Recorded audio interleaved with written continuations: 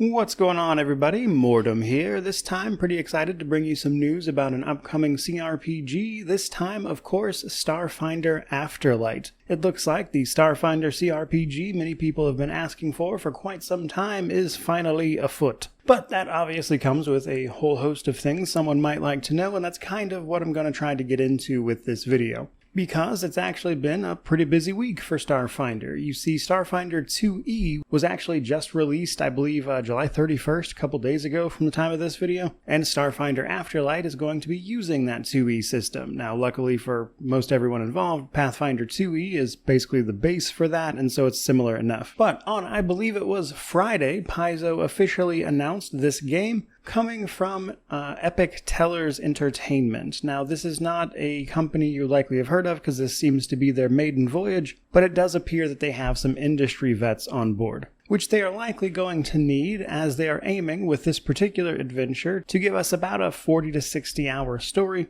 across Starfinder's packed worlds. But let's back it up a little bit. So for those who are completely unaware, Starfinder is Pathfinder's sort of sister TTRPG. It utilizes much of the same rule set and in fact is set in the same universe, which we'll get to, but is obviously more of a sci-fi setting, so some of the specifics of that have changed a little bit and had to be accommodated for. But by and large, they share much of the same rules and everything. More on that in a moment. You see, Starfinder Afterlight specifically is going to be following the tale of up to 6 unique companions and presumably yourself across a turn-based tactical title that includes Starfinder's main classes, that also promises to, again, see us traveling around the packed worlds, which is a solar system, where you'll be making choices and dealing with the consequences of them, which should, according to their Steam page anyway, create hundreds of unique paths. Now, while that's general enough, we also have a little more information. This is supposedly coming to early access in early 2026,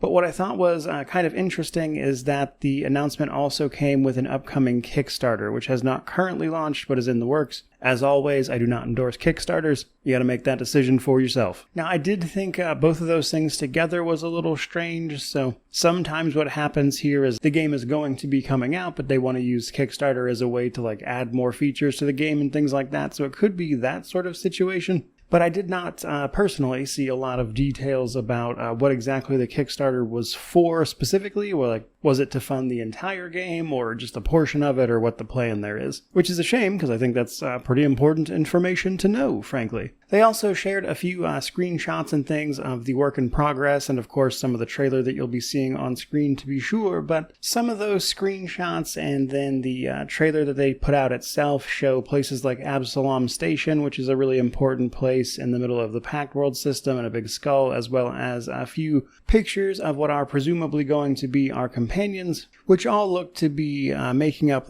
the main races that you could conceivably play as in Starfinder, though certainly not a full accounting by any means. Now, that's kind of the most important stuff to know because that is what is, factual that we know at the moment. The rest of this video from here is going to be me giving you a little information about Starfinder to help fill in a few blanks. Now, I will say personally that while I am familiar with Starfinder, I do not keep up with it nearly as much as I do Pathfinder, which is likely what you've actually watched me cover on this channel over the years. But I do actually own a few of the Starfinder core rulebooks, at least for the first edition, which up until a few days ago was up to date. So if I have any Starfinder aficionados in the audience there, by all means feel free to drop a correction in the comments or anything like that. But otherwise, let's get into it. So as I mentioned, this game is going to be using Starfinder 2E, which itself just officially released on July 31st. That makes that rule set very new, but it is, I believe, using Pathfinder 2E as a base, so it should be relatively familiar if you're familiar with that system. But I do believe there's some unique stuff in there for Starfinder specifically as well. And I'll get into a little bit more in terms of that, like races and classes and stuff, in just a moment. Because the other thing I wanted to mention is that Starfinder Afterlight does not appear to be an adventure path or anything. You might be wondering if Starfinder has adventure paths and modules the way Pathfinder does, as it is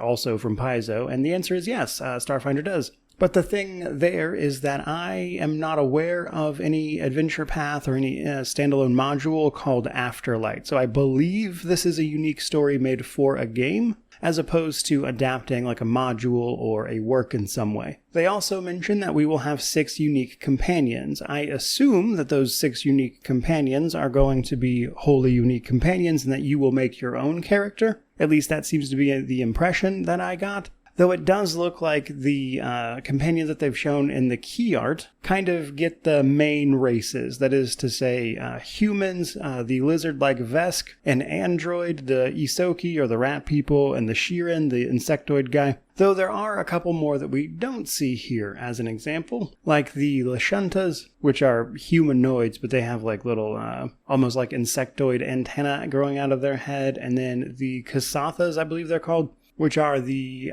very alien-looking 4-armed humanoids with elongated heads. But it does feel like they are hitting the bulk of them. So it's hard to say if there will be more playable races or anything. Like, obviously, that's information we don't know. I just wanted to point out that there are more than even just what we see here. Now, when it comes to classes, the Steam page actually mentions that you'll be participating in turn-based combat with the Soldier, Envoy, Operative, Mystic, Solarian, and the Witch Warper. Of those, I'm actually pretty interested to see how the Solarian plays in combat, as they sort of use the power of the sun, more or less. But you also have the more straightforward stuff like Soldier basically just being a fighter in the analog. But while we do know more or less from what they've shown already that it looks like they've got at the very least like the core stuff pretty much in place, planned out for what Starfinder I would say is, what we don't know is where things lie on the fringe. For instance, I saw no mention of things like Skittermanders, but they are in the art as an example. Skittermanders are like these weird 6-armed little furry guys. Think like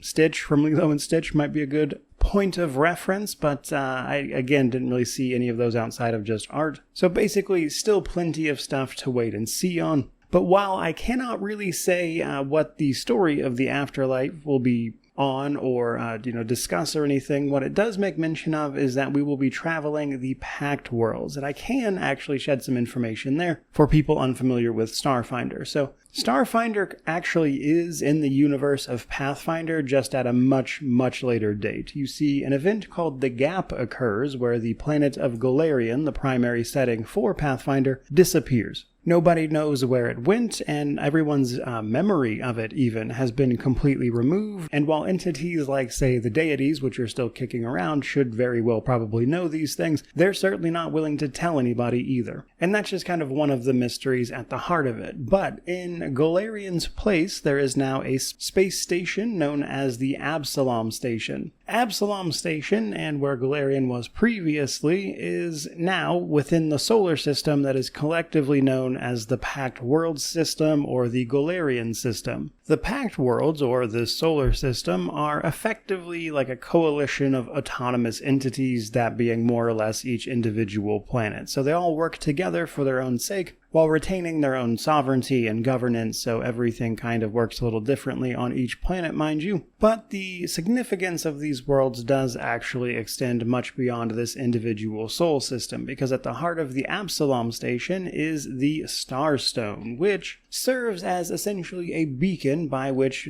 people travel through the drift to reach it, which makes it an easy enough place to find. Drift being like your faster-than-light travel in this particular setting. This makes the Pact Worlds kind of sort of really important hub for both interplanetary and interstellar trade, which is why the Pact Worlds are so well off and kind of central to the setting. Now, as for right now, I would say that's probably the most important stuff to know based on this announcement. I will obviously cover more as it becomes available in the future, but for the moment, that is most of what there is to know about the upcoming Starfinder Afterlight following its initial announcement. But hopefully I've provided enough information there for you to start digging into things on your own if you would like to.